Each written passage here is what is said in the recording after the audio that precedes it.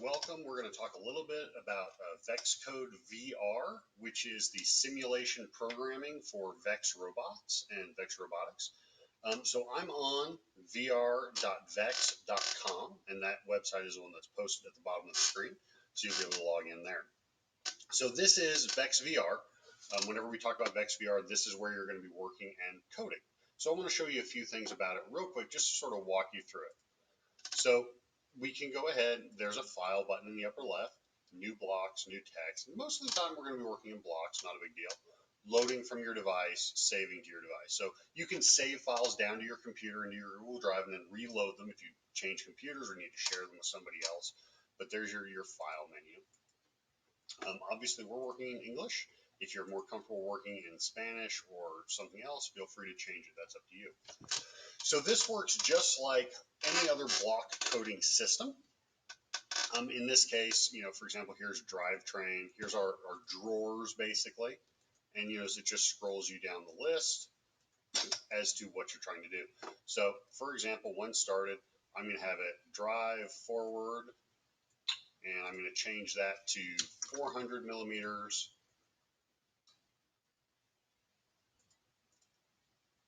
And I want it to wait, so I'm going to leave that.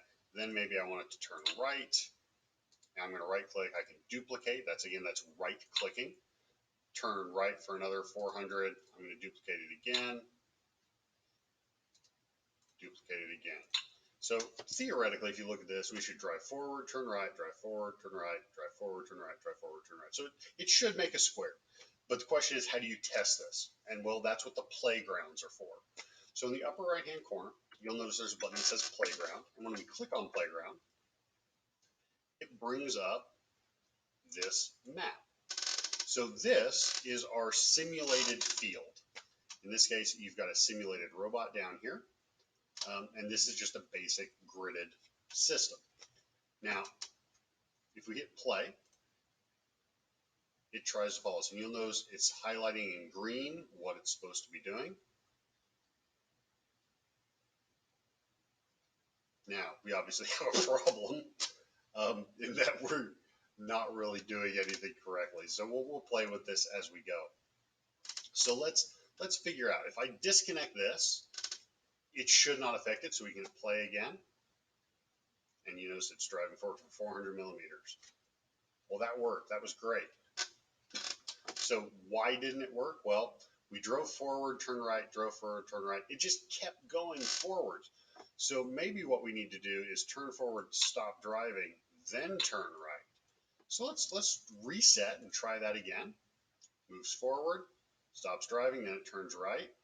Oh, but look, it's spinning all the way around. It just keeps spinning. So what are our options? Oh, hey, look, instead of turn right, we need to turn right for 90 degrees. So we'll take that off, turn right for 90 degrees, reset, try it again. And this is what you're going to be doing a lot of in Vex VR, is you're going to figure out what's working, what's not working. So now here's the question. Do we need that stop driving block? Let's find out. You're going to remove it, stop, refresh, and go again. Drives forward. Oh, and hey, look, there we go. It's working fine now. So in this case, we can take this, we can drag it off the screen, drag all that off the screen, duplicate these now that we have the correct code. And now if we reset and go, we should get that square box that we were originally talking about. And it's kind of nice, you can follow along. So we have right now an overhead view of our robot. We can sort of see what's going on as if we were looking down on it. And that's what this camera is. The other camera is a perspective view. It puts the camera right behind your robot and you follow along with it. So it's another way to look at it. And it's just going to sit there. And so this is our simulated robot with a bunch of sensors. At the top of the screen, you'll notice it gives you a lot of information. It's got a heading, what rotation it's at.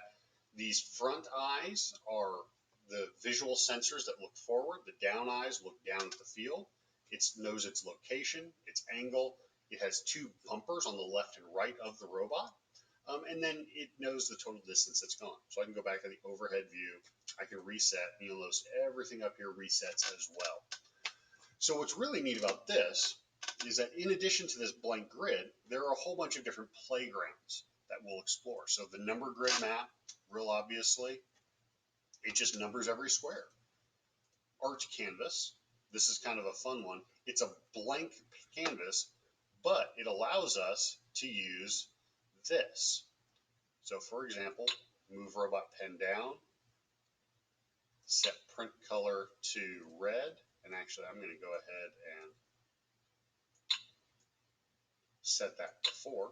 Now when we run it, it's actually as though our, excuse me, it's actually as though there's a pen drawing. Now why is it black?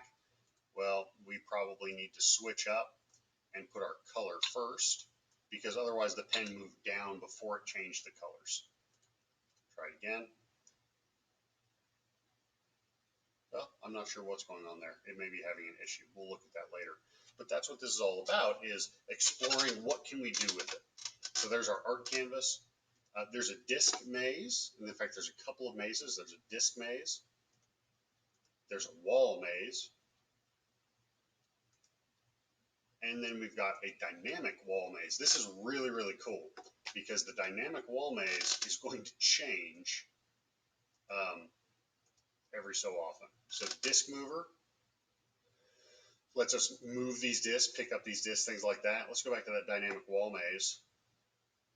And look, it's changed. So while the end point and the starting point stay the same, the individual walls change every time. So that'll be a great fun to play with. So Castle Crasher, this is a fun little extra one. It gives you some things that you have to move around. And then again, a dynamic Castle Crasher, which changes every time you load it up. Okay. Now over here, there's activities. And these are basically extra things. We'll do a bunch of these throughout the year, because it's all about thinking about how can we sort of explore coding.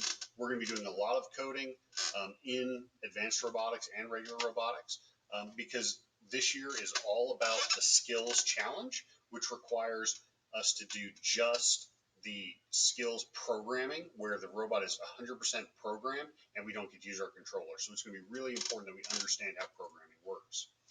But this playground is going to be sort of the basis of where we go.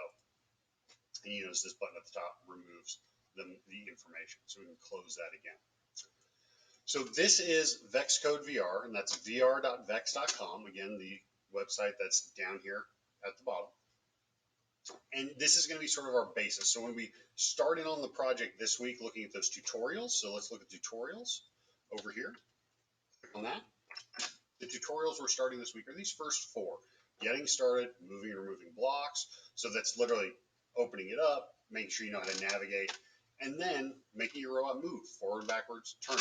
And then as we move on, we're going to start adding the more complicated things like loops and creating our own variables and creating our own custom blocks to control things. There's also a few things, for example, the playground window and example projects. And we'll dive into those as the year goes on.